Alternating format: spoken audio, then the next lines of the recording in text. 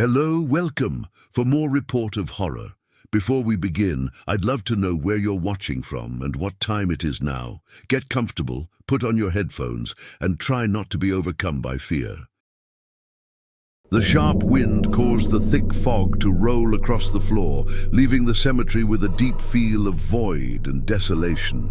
The broken, moss-covered tombstones formed a dark maze where time seemed to have stopped. The full moon was covered with dark clouds, and only a flash of its light seemed to be enough to shed long and distorted shadows over the stones and tombs. The only sound was the oovar of the wind, which was themselves through the ancient trees and ranged the rusty iron doors. The atmosphere was impregnated with deadly silence, but at the same time, something in the atmosphere seemed to bother, as if the place was alive in some way. A hooded figure, with a black cloak that seemed to swallow the low light of the night, walked towards the center of the cemetery. Each step echoed on the damp ground, and the sound of broken stones under the feet was almost deaf, but with a sinister weight. The figure stopped before a tomb, one of the oldest on the site, whose inscription was almost erased by time and rain. He bent down, removing a small leather bag, worn out and with marks of use. From the bag, he took a pointed object, a dagger with symbols recorded on his blade, and with a gesture of reverence began to draw figures on the floor. The sound of his words could not be heard, but there seemed to be an intonation that evoked something ancestral, a ritual that had been forgotten by the world. The wind increased, and a distant farfalla in the trees seemed to whisper an answer, as if the cemetery itself was responding to the spell. After a few minutes, the figure lifted the dagger and tore an aged photograph that took it from the bag. The photo, a black and white portrait of a serious and introspective-looking man, was in a state of deterioration, but the man's face was recognizable. It was the face of Marcos Souza, the city's detective, someone who had already had a bond with what happened there. With a ritualistic movement, the figure placed the pieces of the photo on the tomb and lit a candle. The candle that burned the candle was red as blood, and the shadow of the man seemed to grow and distort himself around his silhouette, creating an imposing, almost palpable sense of presence. When the flame of the candle went out, the figure withdrew unaffected, disappearing into the fog, leaving behind the sound of his steps echoing in the solitude of the cemetery. A chill traveled the place, as if something had been invoked, and the evil was preparing to make his next move. The interior of the police station was muffled and poorly lit. The weak light that illuminated the space seemed to underline the shadows that projected themselves by the walls, creating an oppressive sensation of claustrophobia. Battery piles stacked on the tables, headquarters with headlines on murders, disappearances, and local legends spread everywhere. The phone ranging incessantly, but no one seemed to be willing to answer. The curtains of a broken window moved to the wind, and the sound of steps in the corridor mingled with the muffled murmurs of conversations that occurred in the background. Detective Marcos Souza was sitting at his table with a distant expression, as if he tried to decipher something that escaped his mind. The wear of years of work was clear on his face: deep, dark circles, misaligned hair, and slightly messy clothes. His mind was absorbed in the recent case clues, but something still bothered him deeply, a feeling as if fate was intertwined with his own past. Across the room, Inspector Julia watched the detective in silence. She was younger, but her confidence in investigations had made her an excellent professional. She also felt that there was something wrong in the case, but unlike Mark, she believed the explanation had to be rational. The murders that were taking place in the city made no sense to her, and the strange behavior of the local residents, who spoke only in whispers about ancient legends and cults, was not part of their logical research approach. However, she could not ignore the fact that with each new track they found, but they deepened in a gulf of mystery and terror. Marcos lifted his head and looked at Julia with a serious look, as if he tried to find words for something that was stored inside him, something he had not yet shared with anyone. He pulled a yellowish photo from inside a drawer and placed it on the table. The image was from a cemetery with the same dark, worn-out appearance of the photos he had seen before. In the image, he could see a figure in the distance, a figure that seemed to be moving, almost invisible. Something inside your mind made an instant connection with that, as if the photo called him to investigate something that was buried for a long time. Detective Marcos Souza, with a hoarse voice and a tone of concern. I have seen it before. In the case of my grandfather, he investigated something very similar to this, but with each step, it seems that we are dealing with something that it's not from this world. Julia approached the table and watched the photo. She was silent for a moment, trying to understand what Marcos meant. She knew that he had a past, marked by tragedy and shadows, but had never known exactly what had happened. However, the growing feeling that something supernatural was happening could not be ignored. Speedo Julia, with a slight tremor in the voice. What are you saying, Marcos? What are we dealing with a worship? But this is crazy, don't you think? Marcos took a deep breath, knowing that it would be difficult to explain, but at the same time, he felt that he was on the edge of a revelation that would change everything. Detective Marcos Souza. I don't know, Julia, but the deaths, they follow a pattern and legends. Something is trying to speak up, and I fear that we cannot prevent what is to come. The phone rang again, and the sound that once seemed insignificant now has acquired a sinister aura. The detective sighed, took the phone, and answered. Detective Marcos Souza, speaking calmly. It's me. What is the information? The voice on the other end of the line was muffled, and the only sound that could be heard was an almost unintelligible whisper. Marcos frowned, with a sense of anguish taking over his stomach. Voice on the other side, almost whispering, he is back. You can't escape it. The fog, it's coming back. Before you could answer, the line cut it. Marcos leaned back in his chair, feeling his tense body. He knew something was approaching, something much worse than anything he had ever faced in his career. Whatever behind these murders, he knew the confrontation was inevitable. The police station was increasingly muffled and unknown. The case seemed to evolve into something Marcos never imagined in his career. Julia, with the logical mind that always guided her, tried to convince herself that there was a rational explanation, but the evidence was accumulating in a way that she left no room for doubt. After the anonymous connection, they had to deeply investigate the places where the deaths occurred. The first stop would be the cemetery where the first murder had happened. If something was there, they had to find out quickly before it was too late. The night fell over the city with a dismissing speed. Marcos and Julia headed toward the cemetery with the headlights of the car illuminating the way in the thick fog that was already beginning to form. The wind seemed to whisper inaudible words, and the headlights struggled to penetrate the thick layer of fog, while the sound of the rain was beginning to join the deadly silence surrounding them. The environment had a supernatural quality, as if each step taken by the two were closer to entering a parallel reality, where logic and reason had no more place. When they arrived at the cemetery, the place seemed even more desolate than Marcos remembered. There was no alive soul, and the tombstones, covered by moss and the weight of time, were arranged so that they formed almost a maze on the ground. The sound of the sharp wind through the trees, the swing of dry branches, and the muffled sound of their steps seemed to echo in a way that overrun any attempt at logical reasoning. Inspirator Julia, looking around with a nervous tone. I don't like it, Marcos. I feel like we were observed.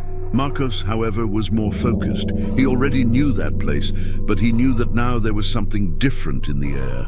Something he could not explain, but he felt on his skin as an invisible pressure on his shoulders. Detective Marcos Souza, in a low voice, staring at the tombstones. We are not alone here. Something observes us, but whatever it is not willing to show itself yet. The thick fog began to swallow the tombstone around them, and the sensation of claustrophobia increased as they advanced. Each step made silence more oppressive, more unbearable. They arrived at the murder site, where the signs of the ritual were well evident: melted candles, still fresh blood marks on the floor, and strange symbols designed with something that seemed to be charcoal or ashes. The atmosphere was impregnated with a smell, something that resembled burnt sulfur. It was as if the cemetery itself was trying to keep what had happened there a great and suffocating lie, hidden from all. Julia knelt alongside one of the candles, trying to look better. Its fingers touched the base of the circle, but the feeling of cold that surrounded it was instantaneous, almost paralyzing. When she walked away, a chill traveled her spine. Something in his own said that they should not continue, but reason still spoke louder. It was her work, and she knew she wasn't coming back now. They needed to find out who was behind all this before it was too late. Speeder Julia, with fixed eyes on symbols. These symbols, they are not random. This is a ritual, Marcos.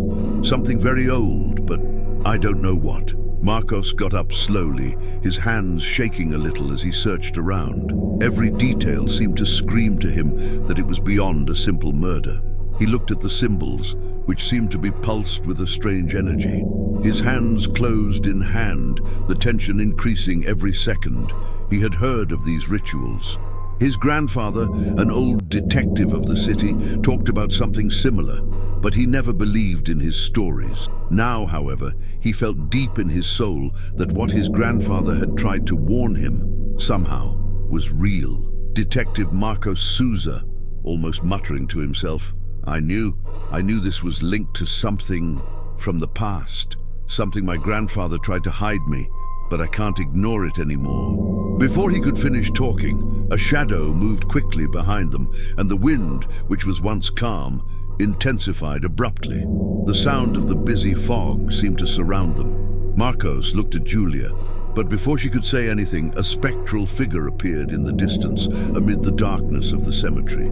The figure seemed to float, its indistinct form confusing itself with the shadows. Mark's heart shot. He felt that the atmosphere had irreversibly changed. Inspirator Julia, with a trembling voice, Mark, what is this? Marcos did not answer. His eyes were fixed in the figure, a feeling of dread taking over him. The figure seemed to approach slowly, as if being attracted to their presence. Suddenly, she dissipated, disappearing in the air with a stuffy sound of a distant whisper. The silence took over the place, but something in the energy of the cemetery now seemed unsustainable. It was as if their presence there had aroused something dark and powerful. Marcos felt a tightness on his chest, a feeling that the watch was running against him. Whatever was happening in that place, he knew he needed to unravel fast, or everyone would be consumed by a force they didn't understand. Marcos and Julia returned to the police station, but the sense of impotence and fear was palpable. What they had found in the cemetery was not just a ritualistic crime. It was something larger, darker. Marcos knew that the truth was lurking, but that the final confrontation would require more than simple investigation. He didn't know what else could happen, but the events were unfolding with a frightening speed. Police had found more clues that led to an abandoned house on the outskirts of the city. The place was wrapped in rumors, but no one dared to approach. Old stories told about secrets and secret encounters held there. And now it seemed that these same services were reviving, bringing death and pain with them. The house, abandoned and deteriorated by time, was almost intact as a monument of a forgotten era, with broken doors and windows covered by a thick layer of dust. When they entered, the smell of mold and rot, it took over his nostrils. The feeling of abandonment was palpable. The floor ranged under his feet, and the sound of an old watch that still worked at the bottom of the house echoed at a disturbing rhythm. Silence seemed to consume everything around, as if the space itself were retained in a temporal suspension. Each shadow seemed to hide something, and the environment had a quality of being alive in some way, a presence that watched both intruders. As they searched the house, they began to find more signs of rituals. Upstairs, they found a closed room that was locked by an old wooden door. When they were able to force the entrance, they came across a makeshift altar in the center, surrounded by candles and symbols that resembled those found in the cemetery. The atmosphere was heavy, and the sound of the wind hitting the broken windows made everything around seem to be moving, as if the environment itself was being shaped by forces beyond human understanding. It was then that while they inspected the altar, a shadow moved quickly through the room. Something was approaching. Julia, with wide eyes, tried to react, but before she could move, an invisible force pulled her back, making her fall to the floor. Morgues was dragged forward, trying to grab something, but a wave of negative energy hit him hard. He found himself falling to his knees, and a sharp, cold sensation took his body. It was as if an entity were trying to possess them, invade their minds, and drag them to a parallel reality. And then, when the terror was about to take over, the figure appeared, floating before them, a spectral presence. His eyes were empty, as if all the pain and suffering accumulated over centuries were reflected. Beings seemed to be waiting for something, and Morgues knew the battle was just starting. The revelation of the killer and the supernatural force back to the police station, day after the terrifying meeting in the abandoned house. Morgues and Julia were visibly shaken. The air seemed dense and loaded with dark energy, as if the world around them had been distorted. When they arrived at the police station, neither managed to hide the tiredness and fear that were beginning to weigh on their shoulders. With each step, the feeling that they were closer to something larger, deeper, became more palpable. Morgues sat at his table and, with his eyes fixed on the scattered papers, began to try to make connections. Every track they had found in the last days seemed increasingly related to an old cult, a secret sect that believed in the invocation of spirits and the human sacrifice to bring back the dead. He tried to make sense of the information he was gathering, but felt he was just scratching the surface of something much deeper and more terrible. Julia, on the other hand, was more focused on another line of reasoning. She knew the murders seemed to follow a pattern, but something about the rituals made them different from conventional crimes. She couldn't deny what was happening. Something was happening in your city, something that could not be explained by logic or science.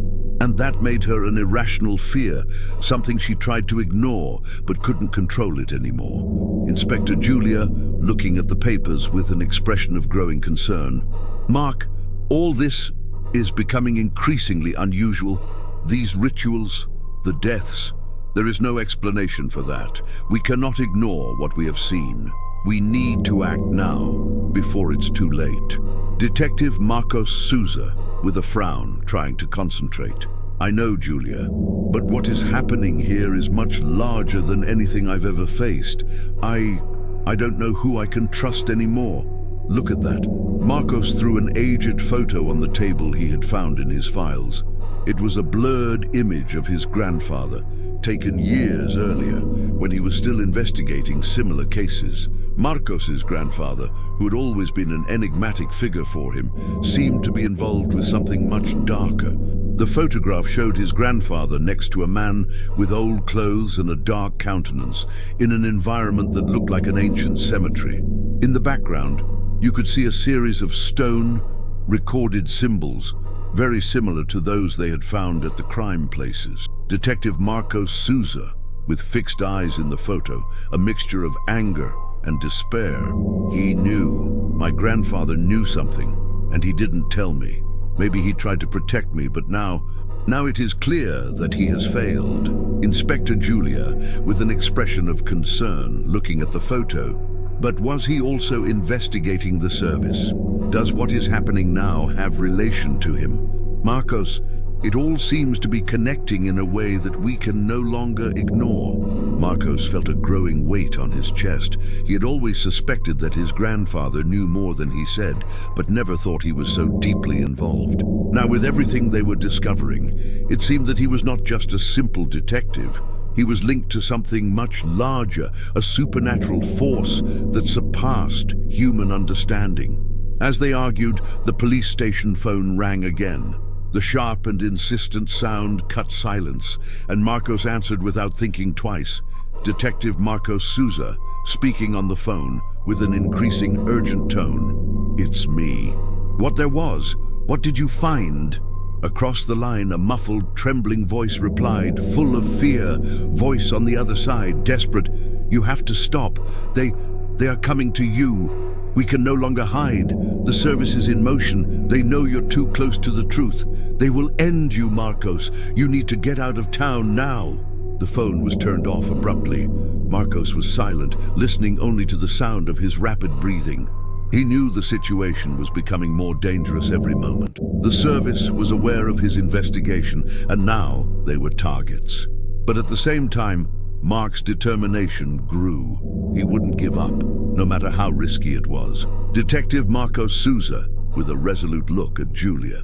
"Julia, that only confirms what I feared. They know that we are coming close to something big. We need to go to the last crime scene, the cemetery. Something there connects us with what we're looking for."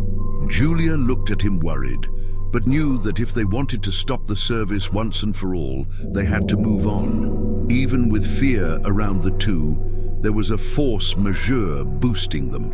The night once again came down over the city, and the cemetery seemed even more threatening in the moonlight. Marcos and Julia arrived where it all started. The fog was denser than ever, as if the cemetery itself was preparing for a macabre ceremony. They followed every step heavier than the previous one, as if the ground itself was being sucked by an invisible force. With each movement, a growing feeling that something was watching them closely. Speedor Julia, looking around with the apprehensive expression. "This does not seem real, Marcos. We are in a nightmare, a kind of vicious circle that will never end." Marcos did not answer. His gaze was fixed at the old entrance to the cemetery. He knew something big was about to happen, and somehow he was about to be forced to face what his grandfather had tried to hide from him all his life. They arrived at the center of the cemetery, where the ritual altar was mounted. At this moment, the figure that appeared in the abandoned house materialized in front of him. It floated in the air, an ethereal and cold presence that radiated an aura of pure terror. The entity's face was distorted, as if it were an amalgam of all the lost souls that had been sacrificed over the years. The shadow of a man known to Mark emerged beside her. It was his grandfather, but now transformed into a spectral figure, a demonic presence that seemed to have been torn from the depths of hell. Grandfather's spirit, with a distorted and chilling voice. "You don't understand, Marcos. The cult, it is bigger than you. They have the power to resurrect the dead, and you are the key to all this. If not complete the ritual, everyone will die, including you." Marcos, with tears and anger, approached the entity. He knew that was the only chance to destroy what haunted him so long ago. Detective Marcos Souza, with tense and challenging voice. "I won't let you win. It ends now. You have no more control over me." With a quick movement, he knocked down the altar, and the shadows around him began to distort himself. The presence of the spirit was weakening as the ritual was interrupted. But before disappearing, the spirit of his grandfather whispered, "Spirit of grandfather," in one last whisper. The shadows never disappear. They just wait. The entity disappeared, and with it, the threat of worship seemed to dissipate. But the feeling that evil was just waiting for his next movement remained. Marcos and Julia returned to the police station, but the feeling that evil was still present did not leave them. The case seemed to have been resolved, but they knew that something much more sinister could arise at any time. The phone rang once more, but no one answered.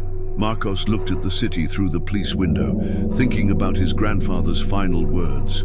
Detective Marcos Souza, thoughtful with a distant look. The shadows never disappear, they just wait. And as he watched the horizon, I knew that the service could be just asleep, waiting for the right time to return. They could not rest. The war against the shadows was just beginning.